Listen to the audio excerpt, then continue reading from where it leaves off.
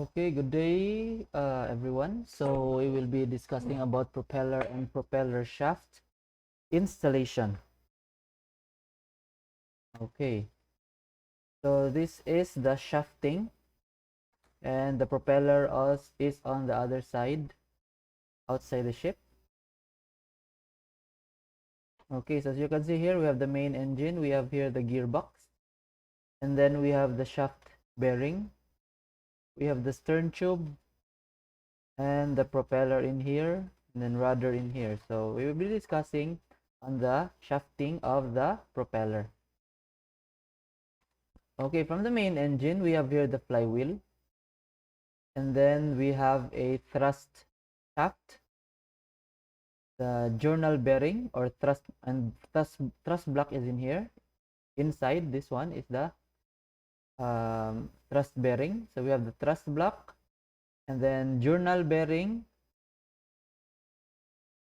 another connection. We have the intermediate shaft bearing, and this is the intermediate shaft, the one that is connecting the um, thrust shaft to the propeller. So this is the intermediate shaft. And then here we have the inboard seal, also called as the forward seal. This is the bulkhead. Bulkhead, yan yung parte na yan ng barko. And bulkhead. We have here the tail shaft. And then the tail shaft is inside the stern tube bearing. So this is the stern tube bearing. And then this is the stern frame outside the ship with the propeller and the outboard seal or aft seal. So we have the forward seal and the aft seal. Okay. Okay, so let's continue. So we have here the main engine, and then we have the thrust block. So the main thrust block. So we will be discussing about the thrust block. Okay. So a thrust block is also known as a thrust box, is a specialized form of thrust bearing used in ships to resist the thrust created by the propeller shaft from reaching the crankshaft of the engine. So thrust box is a specialized form of thrust bearing used in ships to resist the thrust created by the propeller shaft from reaching the engine and transmit it to the hull. So, yung pwersa galing sa propeller, itutulak niya yung propeller, tapos may pwersa papunta ng ating main engine. So, i-absorb ito ng ating mga plates o ng pad ng ating thrust bearing, and then i-transfer niya yung energy papunta dito sa bolt, papunta sa hull of the ship, sa double bottom. Okay? So there are two types of thrust block. We have the independent thrust block, or thrust block installed separately from the main engine, and the integrated thrust block, which are thrust block installed inside the engine. So these are pictures of the thrust block. Yan. So yung mga pads sa loob. Ganyan. Yung iba, ganito kalalaki yung mga pads. Yan. Yan yung mga pads. Diyan na-absorb yung thrust force and then dinidistribute sa hull ng ship. So this is our thrust block. Narado na natin. May mga sensors dyan. Yan. So, when removing thrust pad from the housing, ensure to insert a dummy or wooden pads of same dimensions to avoid shifting of shaft. Yan. Pag nagpalit ka ng thrust pad daw, lagyan mo muna ng mga wooden pads para hindi magbago yung shafting mo, yung alignment ng shaft mo. And so, in our pad, we have the thermometer also. So, to check if umiinit siya. Pag umiinit siya, ibig sabihin, parang may nagkakaroon na ng kiskisan or may friction na sa kanila. Kailangan kasi may clearance yan. Okay. So, let's go to the next. We are here in the intermediate shaft. Okay, ganito kahaba. Yung sa ibang barko, ganito kahaba yung intermediate shaft niya.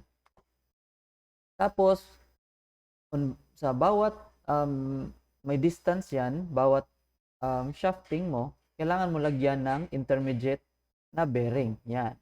Para hindi magsag yung shafting mo. So, a pillow block, also known as a bearing housing, is a pedestal used to provide support for rotating shaft with the help of compatible bearings and various accessories.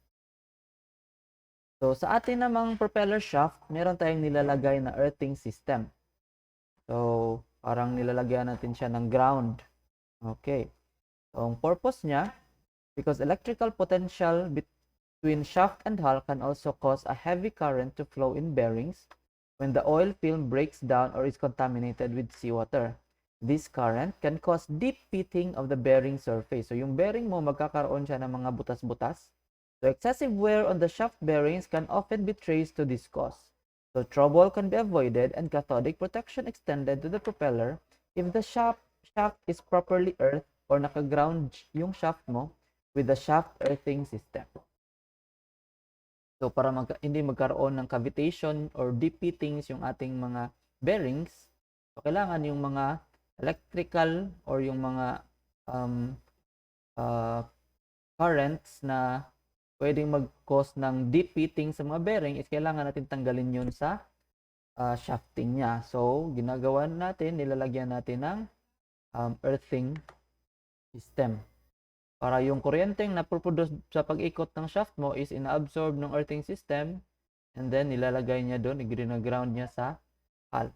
So, it serves for a short circuit between the rotating propeller shaft and the ship's hull and prevent the micro-pitting marks of the propeller. Also, the propeller, madadamage din pala. So, on the sliding surface of crankshaft journals, even the crankshaft kasama and main bearings of the engines to be assumed as spark erosion. So, spark erosion ang tawag dyan pag nagkakaroon ng cavitation or deep fittings doon sa mga parts ng nakasama o nagkakaroon ng spark doon sa mga parts na yun. Okay, it ensures an excellent potential decomposition and the contact brushes ensure lubrication and long life. So, remote indicator system in order to achieve a continuous control, the effectiveness of the whole system. So, meron dyan, kailangan yung reading mo is nandyan lagi sa green. Pag nandito na sa mababa or dyan sa mataas, kailangan mag-adjust ka na or kailangan meron kang gawin. So, continuous slip ring cleaning device to prevent an increase of the residual potential during operation. Okay, so let's continue. So, this is the main engine. We have here, ito yung flywheel mo, ito yung reduction gear mo, ito yung shaft generator mo, ito yung intermediate shaft mo, ito yung coupling mo. We have here the stern tube and the propeller. Yeah. Okay. Ito naman, we have here the reduction gear. So, dito, meron tayong reduction gear. Yan, ito yung reduction gear. So, tingnan natin ano yung reduction gear. Okay, so this is our gear transmission or reduction gearbox. So, for example, dito, sa sample na ito, meron tayo ditong, ito yung shaft natin, papunta sa propeller. Yan. Meron tayo ditong, ito. Hindi natin maintindihan kasi dito may hydraulic dito or may pump dito. So, para mag-engage and disengage yung mga gears dyan. So, paano ba to? For example, ito, pag umikot ito, PTO is, explain natin mamaya ano yung PTO. Yan, pag umikot yan, ikot din to. Tapos pag umikot to, ikot din tong main. Yan. So, tingnan natin dito. Okay. So, dito, ito yung PTO. Diyan naka-horizontal siya. Dito naka-vertical. Ito, mas klaro dito. Okay. So, nandito yung PTO mo. Ito pala yung connection mo papunta ng propeller. Dito naman, yung connection mo papunta ng shaft generator. Yan. So, pag tumakbo, ito yung connection mo sa main engine. Dito. So, pag i-connect mo yung main engine papunta dito, iikot yung nasa gitna. Tapos, pag i-engage mo itong sa shaft generator, iikot din yung shaft generator. Tapos, magkakaroon ka ngayon ng power take out or magkakaroon ka ng electricity ng barko kahit na or so using the shaft generator. So, kahit patayin mo yung auxiliary engine mo, meron ka pa ring electrical supply. And then, pag i-connect mo naman dito, tatakbo naman yung propeller mo. Okay? So, that is how it works. May mga arrow dyan. Ito, this is a hydraulic pump. So, siya yung mag-i-engage ng mga clutch dyan. Yan. So, yan. Hindi natin alam yung mga parts. Okay. Next here, we have a parang dalawa ata yung engine na ito. So, depende. So, dito, or dito, input 2. Yan, input. So, ito. Itong input na dito is, pwede itong maging engine. So, diesel engine ito. So, this diesel engine is connected here. And then, kung i-engage mo yung part dito, this is the PTO. So, tatakbo yung shaft generator mo dito sa starboard side. Yan. Tapos, pwede rin mong i-connect dito sa ating propeller for propulsion. Okay? Dito naman, pwede ka rin maglagay ng additional. Pwede engine, pwede electric motor driven, pwede yung steam or steam turbine, pwede gas turbine. So, anything, pwede dyan. So, for example, engine yan. So, pag tumakbo yung engine na yan, meron din siya ditong power take out na shaft generator na pwedeng mag-generate ng electricity pag i-engage mo yan. And then, pwede rin siyang magpatakbo ng propeller. Pag gusto mo naman yung dalawang yan, yung input 1 at input 2, sabay silang mag-supply ng power sa propeller, pwede rin. Okay, so it's your choice. Okay. So, tingnan natin yung mga clutch. Clutch is used to engage or disengage or in some cases, forward and reverse sa ating shafting. Okay. So, this is an example of our clutch. So, single plate clutch. Ito yung mga plates niya. Sa loob, may mga plates. Yan. So, for example, ito yung input coupling or flywheel mo. Pagpasok dyan ng flywheel, so ito yung friction lining. Ito yung output shaft papunta, sabihin natin, papunta to ng propeller. Okay?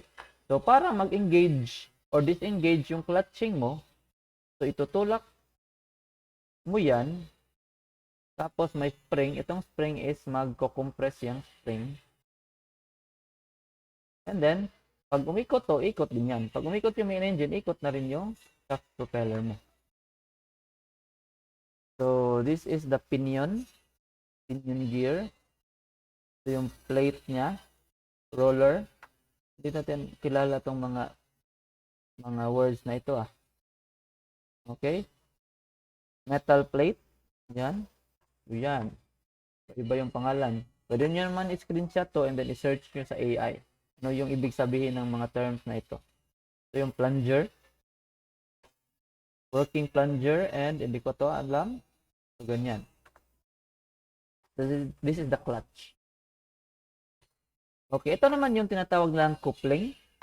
So, fluid coupling, may iba't ibang klase ng coupling. Isa diyan is the fluid coupling. So, fluid coupling is used for smooth power transfer, vibration damping, overload protection, like for sudden stop or heavy loads will slip the coupling, preventing damage. So, yung fluid coupling mo is nandito sa gitna yung fluid. For example, ito yung driver mo, nandito yung engine, tapos nandito yung sa propeller side, ito yung driven shaft mo. So, pag ikot nitong impeller dito, ikot din yung turbine mo. Pero in case na mag-overload o magkaroon tayo ng heavy overload, pagkaroon ng overload, so automatic na hindi na sasabay itong turbine sa pag-ikot ng impeller mo. Ganun. So, yung coupling mo sa gitna is hindi na makasabay. Pag sumobra naman. Okay, meron din tayong ibang klaseng coupling. Ito yung usual ginagamit sa barko, lalo sa malalaki. mga parts, we have here the Vulcan coupling. So Vulcan is parang ito yung brand niya, yung brand name. So Vulcan coupling, and then parang ginamit na rin siya sa barko. So Vulcan coupling, highly flexible, highly elastic coupling designed to connect the engine to the gearbox. So pag umikot yung makina, yung rubberized dyan na coupling is siya yung tutulungan, siya yung connection papunta dun sa inyong gearbox. So ikot din yung gearbox. Pero parang may flexibility sa in between sa kanila. So kung may mga torsional vibration, mga misalignment or mga ingay, so nababawasan or nadadampen natin yung mga torsional vibration, mga misalignment and mga noise na isolate natin dahil dyan sa rubber na yan or parang sa coupling na yan. Okay? So yung twisting forces mo, pag metal to metal kasi nagkakaroon tayo ng twist, parang may masisira at may masisira. Pero pag nilagyan mo ng Vulcan coupling sa gitna, nandyan, yung twisting force dito sa kabila ay hindi masyadong ramdam dito sa kabilang side. Kasi yung nag-absorb ng twisting force is yung Vulcan coupling mo or yung coupling mo. Okay, makakapal yan na parang rubberized na matibay na rubber. Parang ganun. Okay, next we'll go to the gearbox. Yan yung kalaki yung mga gearbox. So usually sa gearbox, pag gusto mong, for example, dito, itong speed niya, pwede mong, isang ikot nito, baka 3 ikot na dito. So increase na yung RPM dito banda. Habang sa kabila naman is, i-reduce mo yung RPM niya. Parang ganun. Yan, gearbox. Okay, yan, mga gearbox. Yan. So pag ganito yung gearbox, nandito yung connection from the engine. So, and then, ito naman yung connection papunta sa propeller. So, for example, yung engine mo is around, sabihin natin, mga 900 RPM. Pagdating dito sa engine, gagawin na lang siya mga, sabihin natin, mga 100 RPM. Tapos, pagdating naman dito sa taas, dito connected yung shaft generator mo. So, mas lalong bibilis yung ikot dito. Mga, sabihin natin, mga 1,200, gano'n. Yung RPM ng shaft generator. Okay, so this is an example of the shaft. So dito yung connection natin from the main engine. And then ito naman yung connection niya sa shaft generator. Tapos sa baba, itong malaking to, ito yung connection papunta ng propeller mo. Okay, so kung makikita natin, meron yung mga pump. So para ma-maintain natin yung lubrication sa loob, pati yung meron din yung cooling, and then meron din siyang hydraulic. So for clutching purposes. And then nandito ka mag-ooperate.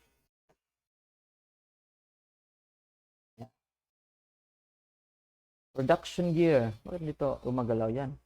Gumagalaw tong iba. Bakit hindi?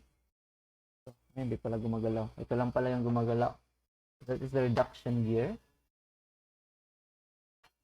So it is an equipment used to convert the output shaft revolutions of the main engine to those required to rotate the propeller. So gearboxes consist of meshing teeth on pinions and wheels, which transfer power from a drive shaft to a driven shaft and reduce speed. Okay, by the way pala, balikan ko lang tong nandito sa picture. So itong mga nandito na mga Dutch na words, try to i-check nyo sa AI anong ibig sabihin yan. Kasi baka lumabas sa exam doon sa AVNR, so at least may idea na kayo. So these pictures are from the Dutch naman. So baka magamit din. Okay, balik tayo sa gearbox. Okay. So ito yung main engine natin, ito yung gearbox niya. At ito yung propeller. Nandito ba? Okay, so yan yung connection niya.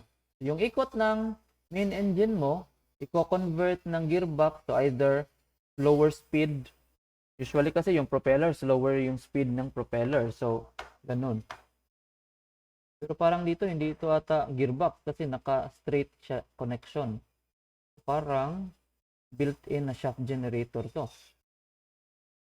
So, usually, pag naka-gearbox yan, ibang ibang side yung propeller mo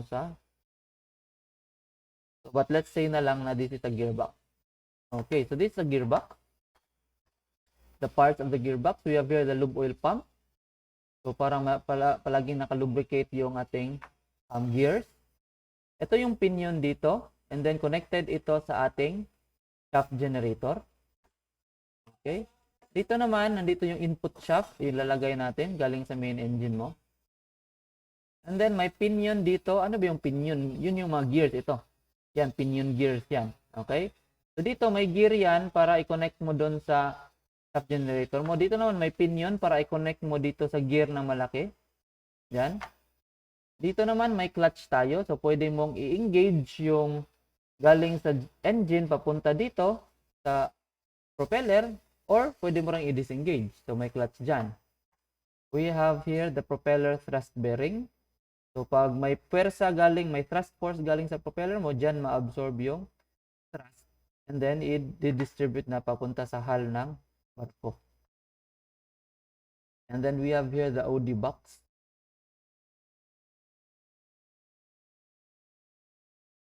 Okay, search nyo lang ano yung OD box. Okay. So those are some of the parts of the reduction gear. Okay, Norgear hybrid gears. So here, ba tayo magsimula? Okay, dito tayo magsimula sa gitna. Meron tayo dito main engine diesel. Patatakbuhin niya itong reduction gear mo. Sa kabilang side naman, nandito yung ating propulsion propeller. So either pwede siya maging CPP drive, Z drive, Voigt-Schneider drive, or azimuth drive. Pwede dyan. And then sa kabila naman is connected siya pwede siyang connected sa yung firefighting pump, pwede siya sa hydraulic pump, pwede sa cargo pump, pwede sa shaft generator. Yan. Okay, pwede. Pero since may shaft generator na pala dito, so pwede nang kahit anong pump dyan. Okay? Pwede sa firefighting na pump mo, gamitin mo. Yan. Pag tumatakbo ang engine, may pang-apula ka ng apoy, meron kang hydraulic pump or cargo pump. And then sa kabilang side naman, nandito yung ating alternator. So, dual purpose yung mga shaft generator kasi synchronous generator yan. So, what do we mean by synchronous generator? Ibig sabihin na pwede mo siyang gamiting alternator, pwede mo rin siyang gamiting electric motors. Depende na lang sa gamit mo. So for example, kung gusto mo siyang gawing shaft alternator or mag-generate ng electricity, so ang tawag doon is the power take-out. So magti-take out ka ng power mula dito sa yung main engine, take out mo para maging electricity.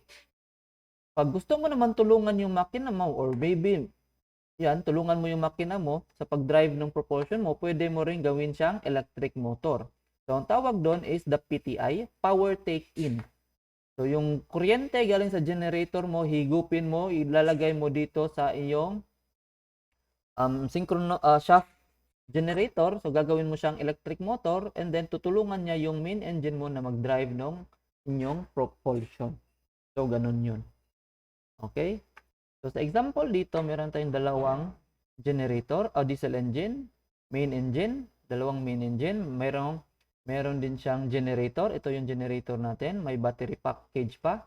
So, yung generator mo, pwede mag-supply ng kuryente doon papunta sa inyong synchronous motor or synchronous generator or synchronous motor. So, pwede siya mag-supply. Pwede din siyang magbigay ng kuryente sa buong barko gamit yung power take-out. Okay?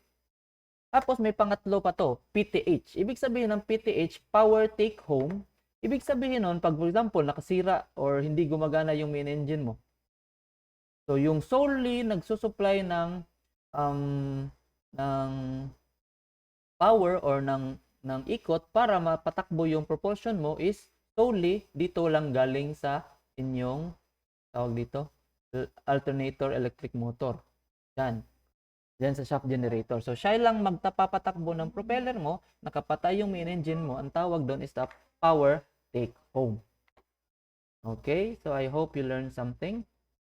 Okay, another one, we have the cooler dito sa taas ng ating tawag dito ng reduction gear. Okay, reduction gear.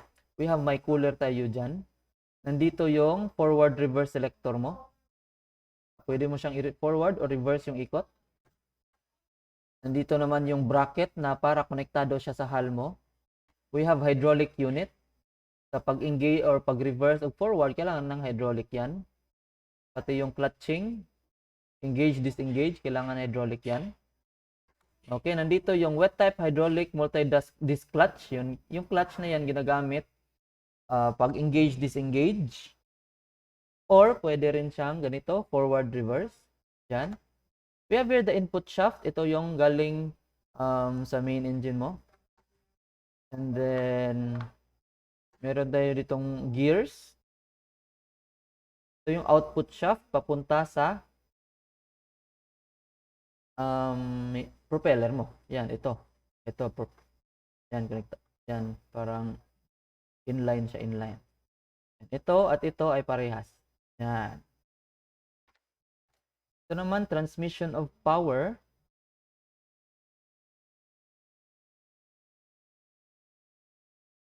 So, lalagay niya yung puwersa dito, papunta doon. Dito para umikot to.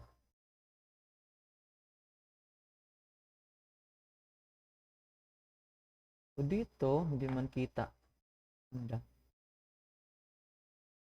Ganun. Okay, ito pa. Ito yung astern. Ito yung neutral na position niya. So, di natin masyadong maklaro naman ano yung position. So, nandito yung position niya.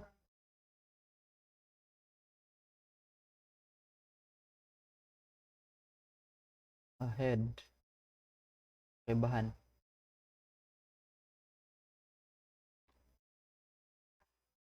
Klaro, ito yung papunta sa propeller mo. Ikot siya pag ganun. And then, may gear siya. Ikot din siya pag ganun.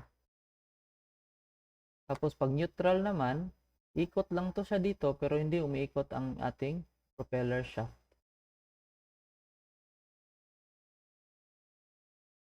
Pinagkaiba. Masyadong halata.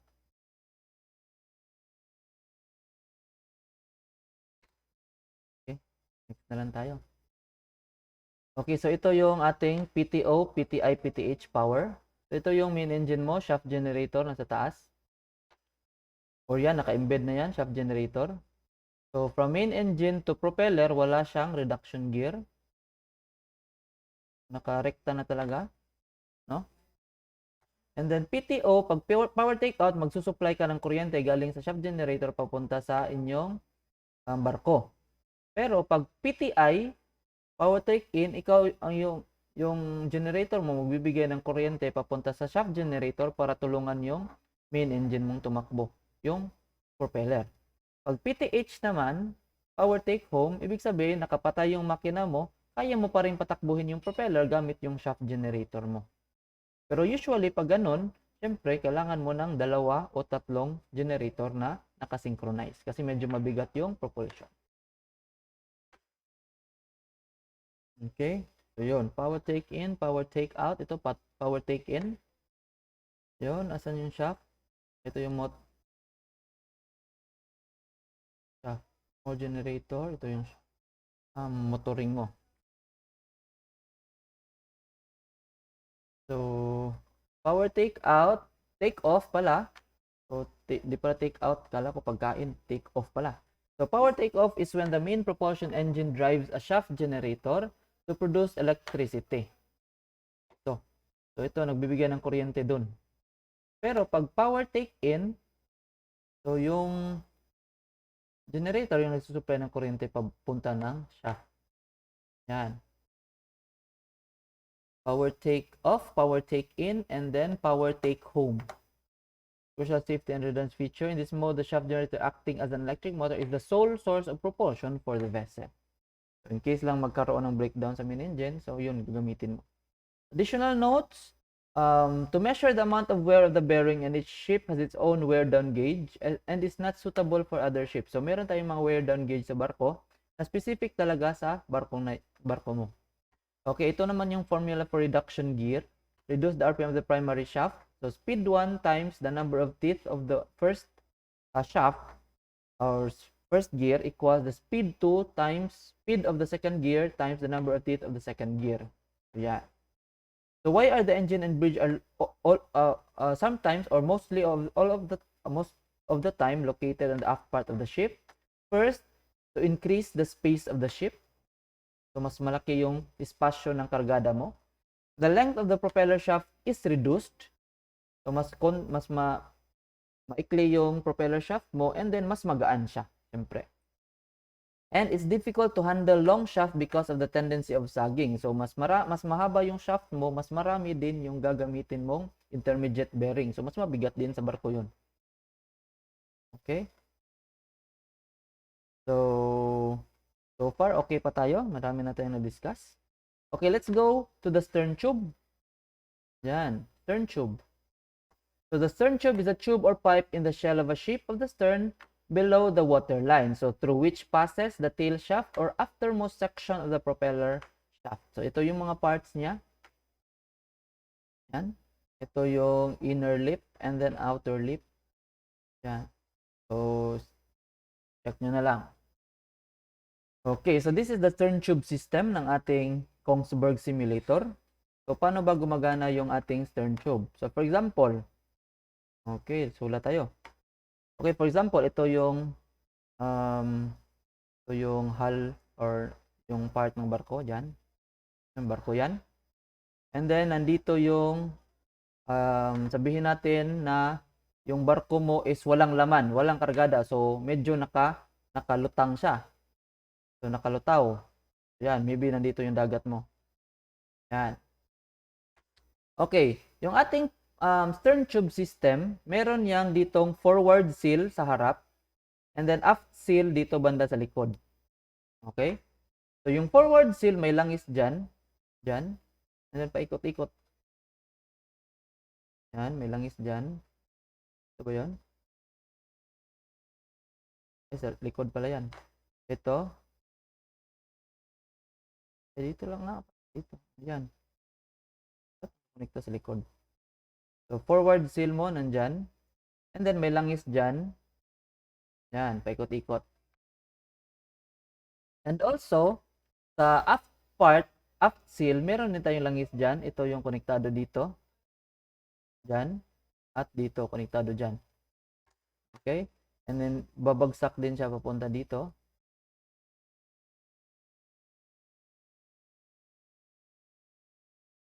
Kung gusto mong i-drain. So, pero dito lang yung supply niya.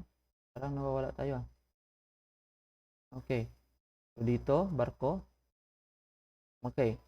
Ang purpose ng ating stern tube is para yung seawater dito, nakita nyo may green dyan na part. Yan. So, yung green na yan is hindi pumasok doon sa loob ng ating barko. Okay? So, unang purpose ng ating stern tube is para yung shaft mo may lubrication habang umikot. Okay? Pangalawa is para yung seawater dito is hindi makapasok sa loob. So, paano ba natin piniprevent yung seawater na hindi makapasok sa loob ng barko? So, di tulad, di ba, tulad ng mga bangka, di ba? Lagi kang naglilimas ng tubig kasi palaging may tubig yung banda sa may propeller ng mga bangka. Pero sa barko, hindi naman maganda pag maglilimas ka lagi ng nagbabalding mga seawater tapos dadalhin mo sa labas ng barko, ilang palapag yon. So, ginawa nila ito ng stern tube sa likod. So, yung seawater, para hindi mo makapasok yung seawater papunta sa loob ng engine, yung ginawa nila, for example, nandito yung dagat mo. Yan yung level ng dagat sa labas. So, ang ginawa nila, para ma-counter yung level ng dagat dyan, naglagay din sila ng tangke sa low gravity tank. Ito yon. Okay? So, kung makikita natin, connected yan dito. So, yan yung gagamitin mo. Ibig sabihin, mas mataas pa rin yung level ng langis mo kaysa sa dagat. So, i-compare natin. Okay? So, pag mataas yung level ng langis mo dyan sa kabilang side kaysa doon, so, hindi kayang itulak ng seawater yung sarili niya papasok. Kasi ma-overcome siya ng level ng langis mo. Okay? So, ang purpose niya is para kontrahin yung pressure sa labas. So, hindi makakapasok yung seawater. Okay, for example naman, pag nagkarga ka, for example, yung barko mo is fully loaded, so medyo lubog siya ngayon, di ba? Sabihin natin, nandito na yung dagat, nakalubog na yung barko mo. Okay? So, ang gagawin mo is i-change over mo na naman dito. Yung gagawin mo is yung connection mo is ilalagay mo naman sa high gravity tank. Puno to dito hanggang dito eh. So, yung high gravity tank mo, mas mataas yung level niya kung ikukumpara natin sa dagat sa labas. So, hindi pa rin kayang pasukin ng seawater yung ating barko. Kasi, kinokontra siya nung high gravity tank natin na langis. Okay? So, ganun lang kasimple. Pwede mo yung kargahan, pandarin mo to, o ito, naka-manual, pwede mo ilagay sa auto. Ito, lagay mo sa manual, pandarin mo to. Yan, kakargahan niya yan doon sa taas. Hanggang sa mag-normal yung. And then, pag may nag-overflow, babalik din yan naman dito sa sump tank niya. Okay? Ito, may filter yan bago higupin ng pump. Ganun. Pag naubos naman to, pwede mong pindutin to para magkarga ulit ng langis dyan. Okay, so I hope you have learned something. Dito naman, pwede kang kumuha ng oil sample. I-check mo lang naman yung sa oil sample kung may tubig ba, may seawater ba sa langis mo. Kasi pag nagkaroon na ng seawater, baka na dilute na yung langis mo dyan sa stern tube, mahirapan na yung mag-lubricate, masira pa yung mga seal mo dyan sa likod. Okay, so yan. So I hope you learned something about the stern tube. Okay, next tayo. Andito na tayo sa huling chapter. Pero mahaba to, propeller. Yan. Propeller, ito yung propeller natin. Yan. The propeller is a type of fan that transmits power by converting rotational motion into thrust by creating pressure difference between the forward and rear surfaces of the ship or the blades. Yan. Okay, types of propeller, we have 3-blade propeller, 4-blade propeller, 5-blade propeller, even meron din namang 6-blade propellers. Pero usually, pag mas malaki yung barko, mas maliit, mas konti lang yung propeller na ginagamit kasi mas bibigat lalo yung propeller mo. Okay? And then, we have 2 types of propeller na based on its classification by pitch. So, we have here the fixed pitch propeller. So, yung pitch dito is naka-fix lang yan. Di yan gumagalaw. While we have here a controllable pitch propeller. So, nakikita nyo dyan sa image na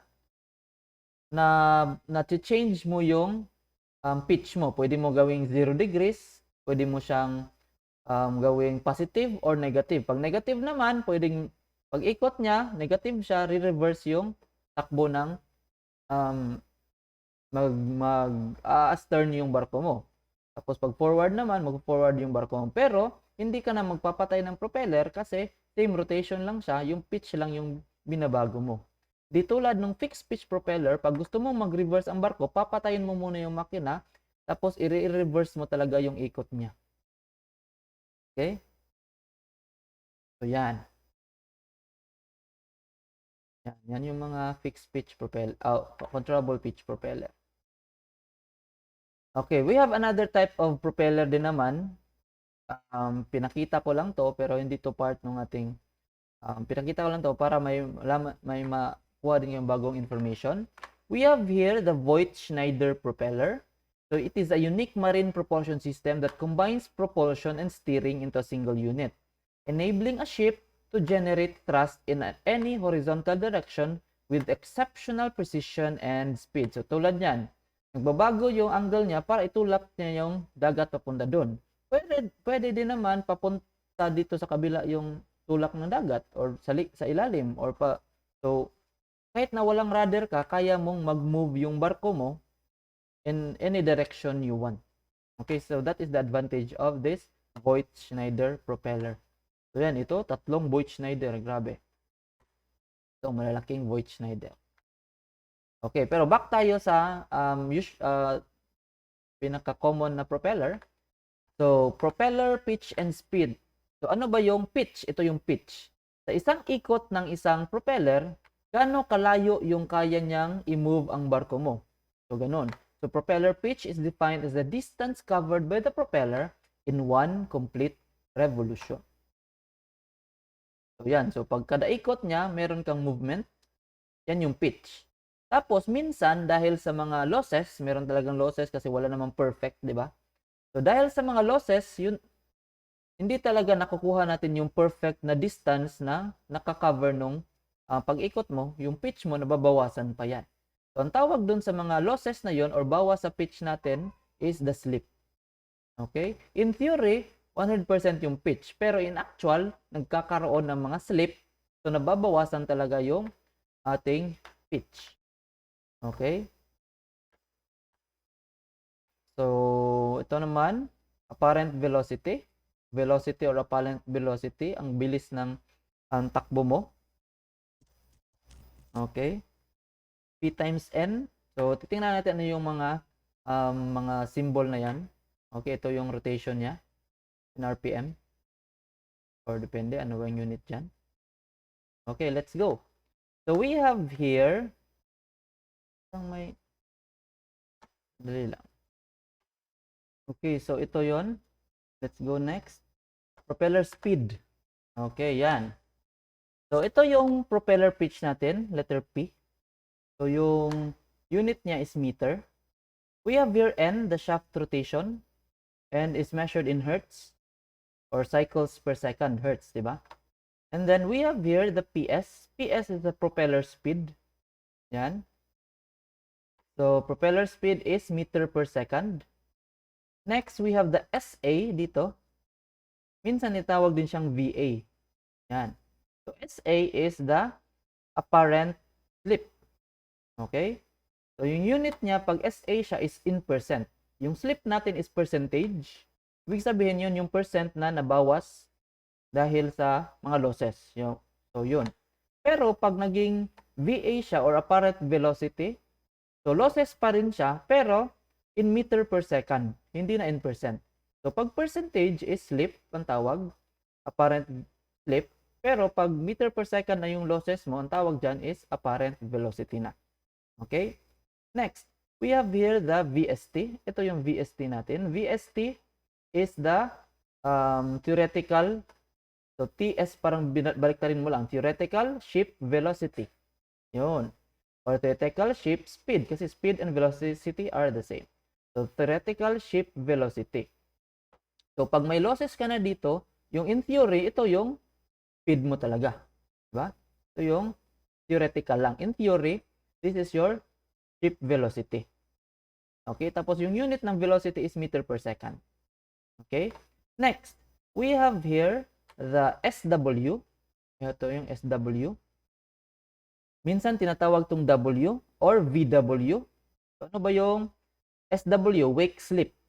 So, percentage siya kasi slip. Pero, pag meter per second yung nakalagay dyan, tawag dyan is wake velocity. Kaya VW, wake velocity. Or, depende sa unit, pwede rin siyang tawagin na wake. So, yan yung wake. Ano ba yung wake? Ito yung losses mo dahil sa velocity ng tubig na dumaan. Diba?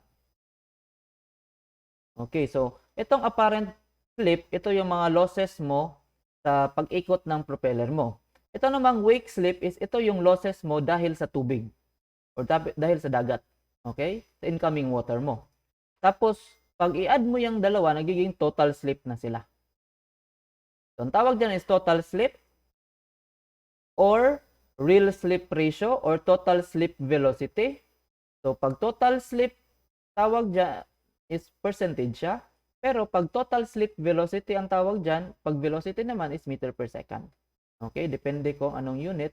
So, slip siya or velocity, depende. Ito namang VSA, ito yung actual ship velocity mo. Pag binawas mo na lahat ng losses dyan, ito na talaga yung nagiging velocity ng barko mo, minus all the losses. So, ito yung tunay, ito yung theoretical. Tapos ito yung pag wala pang losses, ito yung perfect. Ideal to. Ideal, theoretical, and the actual. So, actual ship velocity. Okay? So, paano ba natin gagamitin tong diagram na to? Okay, una, pag ganito yung nakaslant siya, ibig sabihin yan, pag P times N, i-multiply mo yung dalawa na yan, ibig sabihin, ang answer mo dyan is makukuha mo, pag itong dalawa is minumultiply mo, makukuha mo yung equals, yan, PS. Ganun, kasimple. Tapos, kung gusto mong kunin yung VST mo, ibabawas mo lang, kasi yung haba ng VST mo, ito lang yung haba niya, di ba? So, pag yung PS mo, bawasan mo ng ganito kahaba sa SA, ibabawas mo yung SA, kasing haba na lang siya ng VST. So, PS is equals to SA plus VST. So, pag i-add mo tong dalawa, nagiging kasing haba siya ng PS. So, yun yung formula niya. Okay? So, ganun lang kasimple. Plus minus na lang tayo dito sa height nung, for example, ito. Itong VSA, yan, dagdagan mo ng SW, yan, magiging, kasing haba na siya ng VST mo. So, nagiging VST yung VSA plus SW. Okay, gets? Okay, palitan natin. For example, ito naman, SA plus SW is equals to ST. Kasi pag kinonekta mo yung haba niya at itong haba nito, magiging ganito siya kahaba. Okay? So, ganun lang kasimple yung ating formula dito. Okay? Okay, for example, ano pang mga pwede nating example kaya? Okay, for example, given yung SA mo, tapos, given yung PS mo, tapos given yung VSA mo, makukuha mo ngayon, yung PS mo, bawasan mo ng VSA, at ng SA, makukuha mo ngayon yung SW mo. Tama? Okay, ganun lang kasimple. Minus lang. So, I hope na intindihan nyo. So, we will go to another. Okay, ito yon. Propeller speed is equals to pitch is equals to 1 complete revolution of the blade of the propeller. So, para makuha mo yung propeller speed mo, pitch times RPM of the propeller. So, para makuha mo naman yung velocity of the ship mo, propeller speed. So, ito, na-explain na natin yan. So, ganun. So, tingnan natin yung formula. Okay. Number 1, ito yung unang formula. PS equals P times N. So, i-times mo lang yung tong dalawang to, makukuha mo agad yung PS mo. Okay, goods. Pangalawa, VST is equals to PS.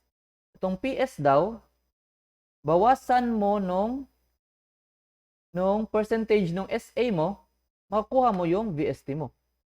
So, sakto, yung pangalawa. Okay, ito naman, ST is equals SW plus SA. So, pag dinagdag mo tong dalawang SW at SA, magiging ST. So, yan. Simple. Okay? So, kahit yung iba, kayo na mag-check paano nang kuan yan, nakuha. So, ganun yung formula. Okay? Okay, so dito meron tayong sample problem. So, given na yung formula mo, given pa yung diagram mo, so pwede kang mag-analyze sa diagram. Pag wala dyan sa formula yung mga hinahanap, pwede mo na lang in-analyze yung diagram. Pag nandito naman, kahit di mo na gamitin yung diagram. So, depende. So, given, a vessel is equipped with a fixed pitch propeller. So, pitch natin is given na 7.85 meter itong pitch. The rotation is 1.6 Hz. Ito, 1.6 Hz. We have apparent slip ratio, which is 6%. And the wake fraction coefficient of 0.1. So, ito yung wake fraction coefficient mo. Almost 10%. 0.1. Diba? So, para makuha mo yung theoretical ship speed mo, ito yung VST, tama? Theoretical ship velocity. But VST yan. Okay. So, as long as alam mo yung pangalan, so kahit na ano pang gamitin nilang mga letra dyan, alam mo paano i-solve. So, theoretical ship speed, ito yung VST mo. So, to solve for this one, anong gagawin mo? Okay. Letter B, arriving water velocity to propeller is VA or in meter per second. Arriving water velocity to propeller. So, usually, pag arriving water, yung tubig papunta sa propeller mo, ito yung SW, di ba? Or VW. So, medyo magkaka-conflict tayo. So, tingnan na natin mamaya ano yung answer dyan. Next, we have the effective wake velocity. So, wake velocity, or ito yung wake slip. Okay? In meter per second. So, kailangan mo, ang question pala is hanapin mo yung effective wake velocity or SW mo. Next, kukunin mo daw yung real slip ratio mo. Ito yung ST mo, hanapin mo daw yan. And the next is letter E, state the definition for pitch. Okay. So, to get the answer, ito pala yung answer key ng lahat.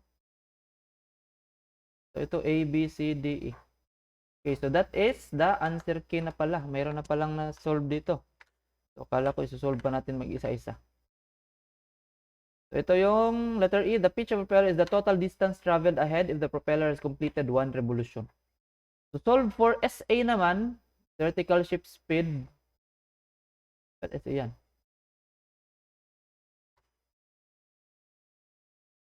VS. VA. Yan. Ito yung formula niya. So, P times N minus VS. So, para makuha mo yung VS niya, ita-transpose mo yan. Transpose VS equals to P times N times 1 minus SA. And then, solve for this one. Ito yung mga values na 7.85, given na yan. 1.6 Hz, given na yan. Then, 1 minus 0.06 kasi 6% yung ating slip is equal to 11.8. So, yan yung answer mo sa VS, yung letter A, VS. Sa letter B naman, VA, ito yung answer mo. Yan. Sa letter C naman, VW, ito yung answer mo. Okay, so praktisan nyo sa bahay paano kinuha yan. Maaring yung iba dito is hindi kinuha dito sa formula dito, kundi inanalyze nila yung diagram. Okay? So, take a screenshot of this one and this one. And then next meeting, we will be having a sample, an exam or a problem-solving exam. Okay? And then on part 2, we will be discussing the advancements in the propulsion system. So, I hope you learned something today. See you on the next video and good luck sa exam natin next meeting. Okay? God bless everyone and see you.